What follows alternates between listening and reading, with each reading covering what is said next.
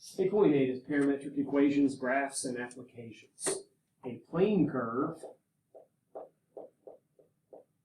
is a set of points x, y, such that x equals some function t and y equals some other function t.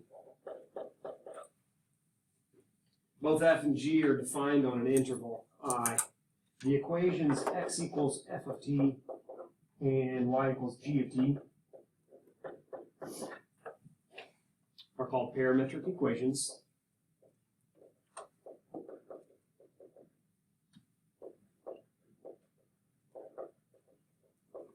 With parameter t.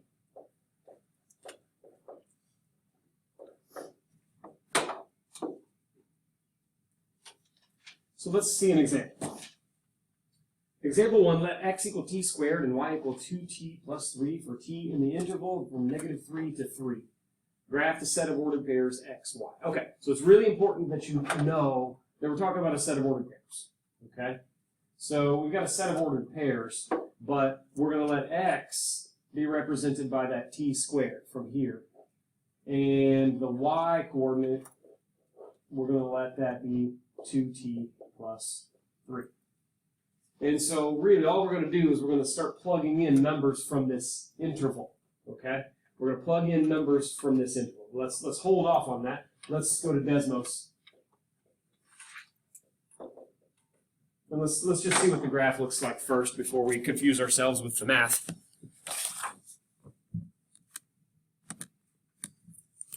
We've got a point, an xy point where the x coordinate is t squared. And the y coordinate is 2t plus 3.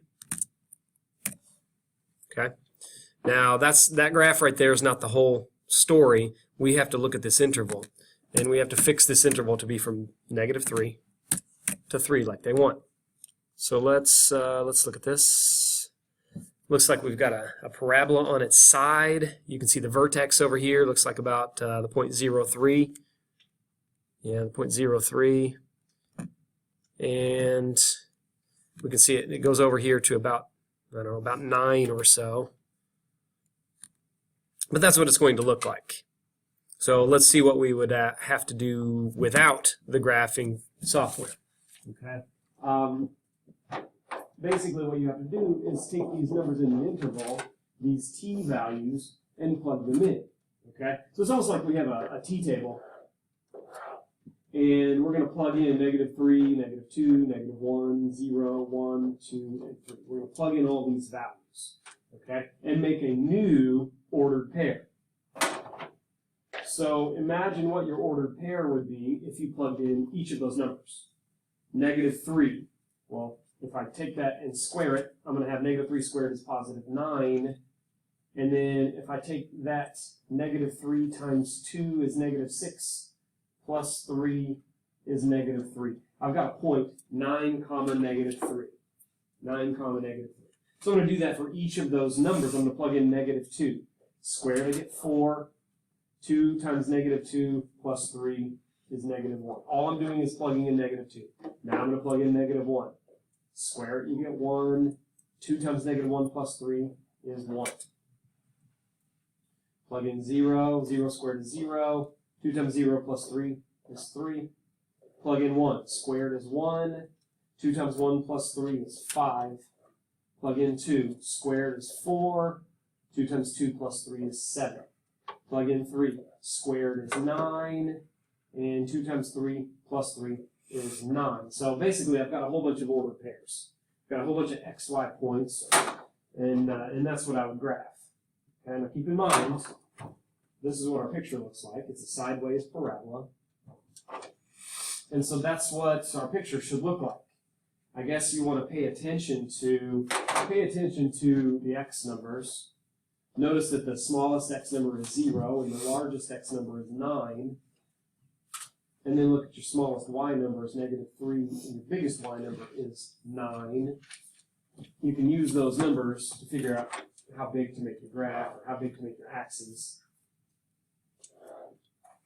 1, 2, 3, 4, 5, 6, 7, 8, 9, 10. And 1, 2, 3, 4, 5, 6, 7, 8, 9, 10. And 1, 2, 3. If you look at your points, you've got 9, negative 3,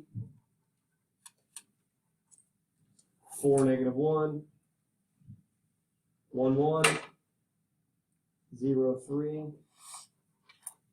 1, 5, 4, 7, 9, 9.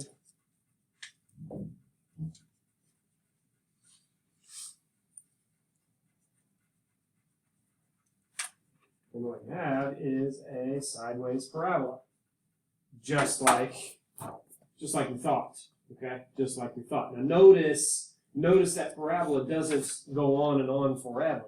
So you're not going to extend this and say it goes on and on forever like we did in algebra class. It stops. Okay, so do not put those arrows on there. It stops. Specifically, it's going to stop here at 9 and not go any farther than that. And so at some point, it's going to be kind of important that you pay attention to the fact that this graph is between 0 and 9. But for right now, we want that graph. There it is. Either you do it by hand or you do it by a graphing calculator.